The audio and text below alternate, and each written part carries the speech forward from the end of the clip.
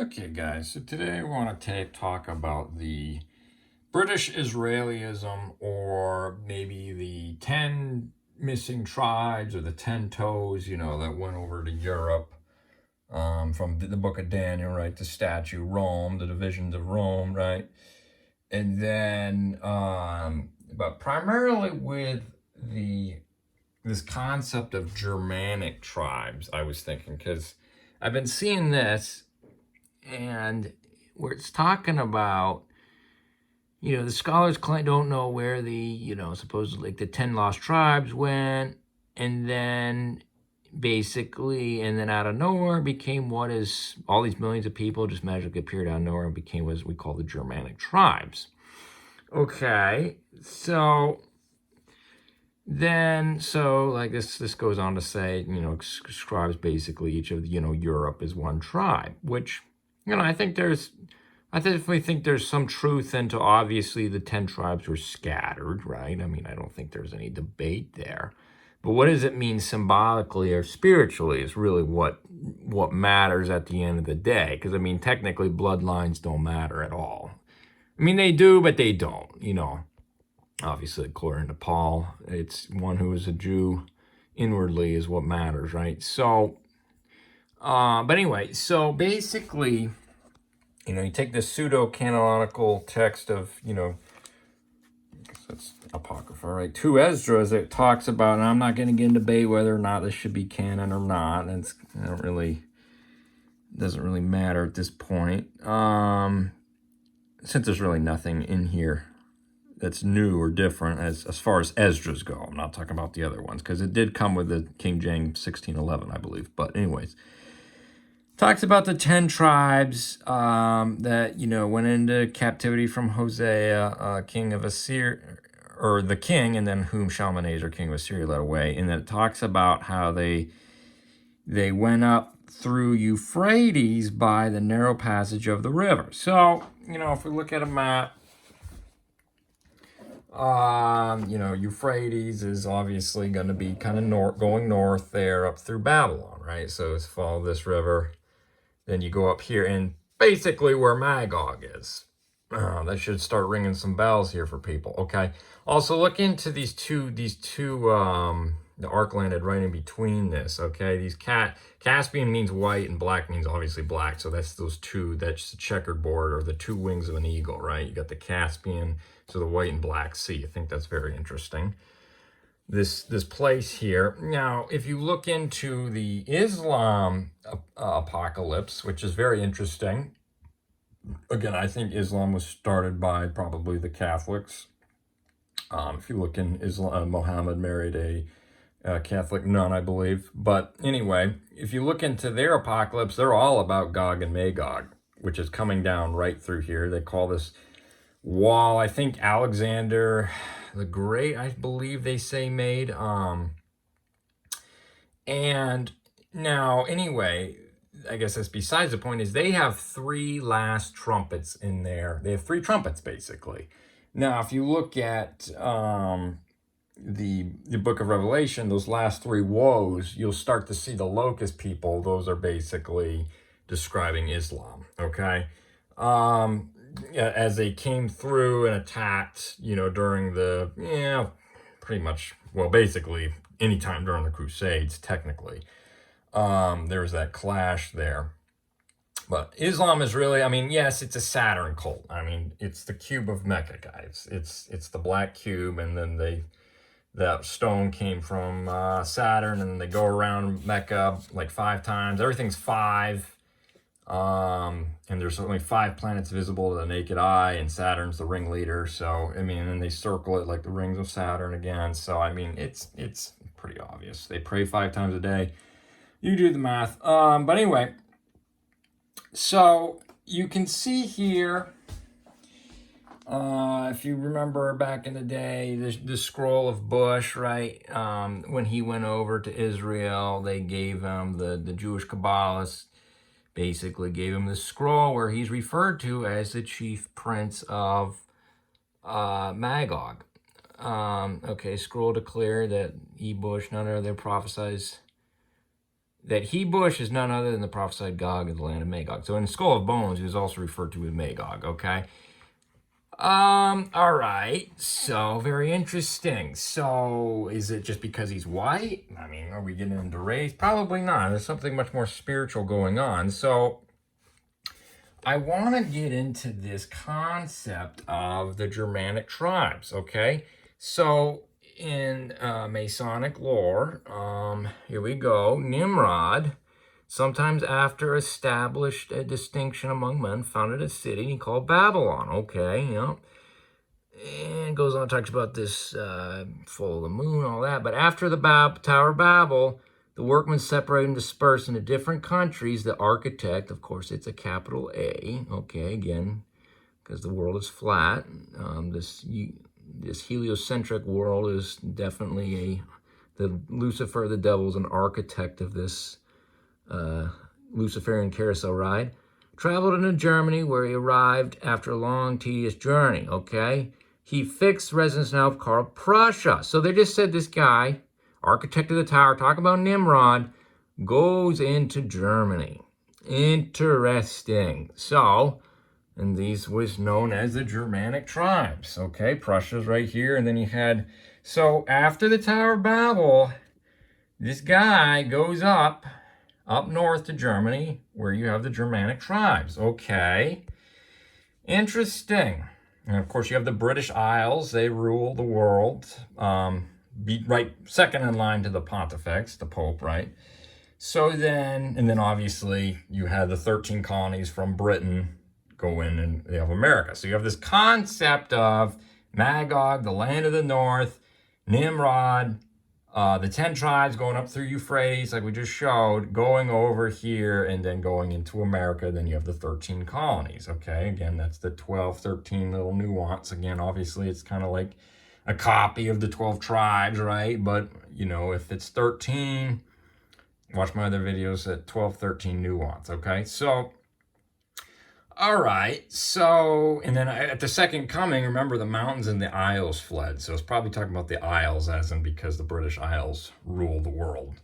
All the secret societies, that's the most worshipful master, go through these to the British crown, and then that's going to the Pontifex from there. So, all right, so we just made a pretty strong connection there that Germany, Germanic, Nimrod, then President Bush, Gog and Magog, and then, all right, so then let's talk about what they really, the whole Freemason religion is all about building this third temple, okay, guys, you hear all about it in the news, right? The second temple, having been destroyed by the Romans and knights of the present age and descendants are those of those who construct the second temple, feel a desire under the new Zerubbabel to raise a third temple. Oh, to the glory of the great architect of the universe. Oh, what are they talking about? Oh, my. So then, you know, if we do a little more digging, just a random, looks like Encyclopedia of the World, but going to the M section, let's look at Masonry, talks about it, goes in to say, Masons call, well, first talks about, it says any religion can be part of this, so they're very universal, they're Catholic, right? Okay, you know, we already know that. But some faiths forbid their members to become Masons. Well, for good reason. Okay, Masons call the God the great architect of the universe. Okay, so we just discovered this, and there's some more. Okay, the double-headed eagle, guys. Again, that's that's the white and black sea. Look into the Noahide laws too. That's something else interesting. But anyway. Great architect, obviously, Lucifer is the architect of the heliocentric spinning ball Earth. The Bible is very much so a fixed, flat Earth book, okay, guys? So that's where that comes from. And then, you know, what's very interesting, too, and then you can pull more of Gog and Magog from Ezekiel 39, because it basically... 38, 39, around there, will basically compare, it puts it right up there with Persia, Gog and Magog, because, I mean, they're kind of in those, they come from the same Japheth, who will dwell in the tents of Shem. That's a very interesting prophecy there after Noah. Remember when Cain Ham saw the nakedness of Noah. There's a prophecy about Japheth dwelling in the tents of Shem. Look into that. So you got Media, you got all these descendants, Tubal, again, like Tubal Cain, right? There's another one. So they're coming in. They're all related to Persia. We know what happened with Persia was the death decree in Esther, guys.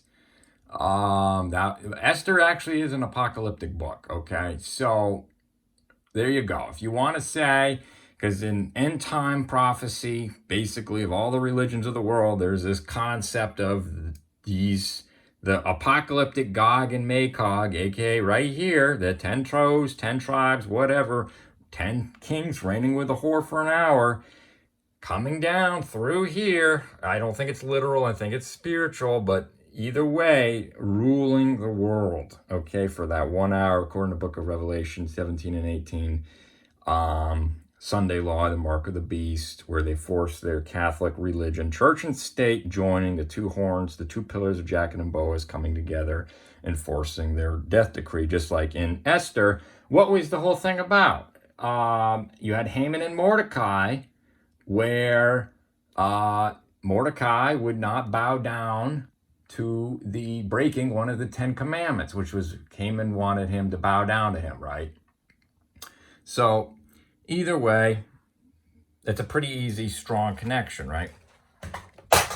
So then we've got, I talked about this a little bit last time, this, you see my other videos, this, see how they're making, look at that sign they're making. See that? See how it's these got the fingers, the three, offices of priest and king. This is a Knights of Columbus. They're obsessed. Oh, the secret societies are obsessed with Melchizedek.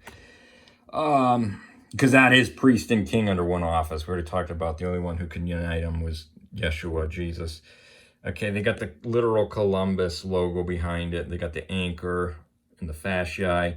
So anyway, this is an interesting book that I was looking at. No longer on the map, basically. All these old maps it talks about.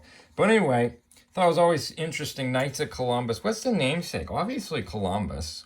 Who even knows if he was real? But what's the point is he was looking for Solomon's gold. Why do they need Solomon's gold, guys? It's to build this temple. Okay, look into it. Columbus goes looking for the gold. And that's why you have the Solomon Islands in the Pacific, because they thought, well, King Solomon's gold trade was there. But all of this concept of them looking for Solomon's gold, guys. All about it. And of course we know Solomon's gold trade, well, let's look at it, is the number of 666, right? Solomon's great wealth. In 1 Kings 10, you can see the amount of gold came into Solomon yearly was 666. Okay, so pretty easy. I don't have to work hard to make that connection for you guys. So, and then to touch on that British Israelism, it's just the same thing. They say Dan went to Ireland.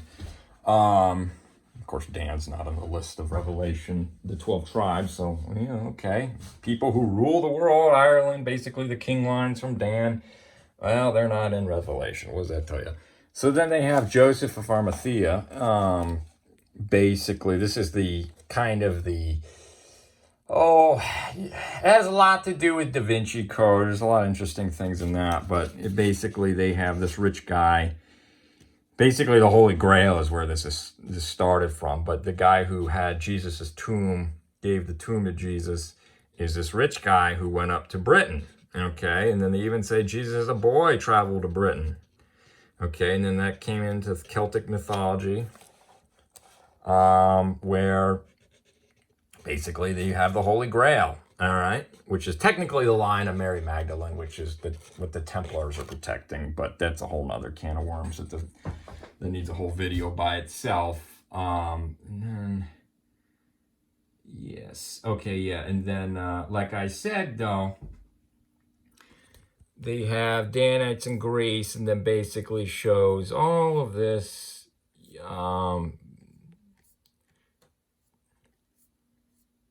very interesting stuff, but basically it went up to Ireland, I believe. You have Denmark, and all that. So hopefully that clears up this whole concept, because, all right, I'll say it, but I'll show you. I've said it a million times. The 10 tribes, guys. Let's go to Ezekiel 28, and then you'll see this concept of the 9 or 10, right? And then so, and of course Ezekiel it is an apocalyptic book. It really is. So then you can see Ezekiel 28 talks about the king of Tyre. Who is Hiram Abiff, guys? King of Tyre is Hiram Abiff. Look into Hiram Abiff. He helped Solomon build the temple. Well, what do we have? He was in the Garden of God. Clearly it's talking about the devil here, okay? Anointing cherub who covers. So the devil was a covering cherub. That's why they love the 10 Commandments, albeit they've changed them. Okay. Compare this list to Ezekiel, to Exodus, guys. You'll notice it's missing the third row. Okay, so that's where the concept, so this is the 9 or 10. To count the pontifex, that's the breastplate bearer, it equals 10. That is the basis of the 10 lost tribes. There you go. Hopefully that clears it up.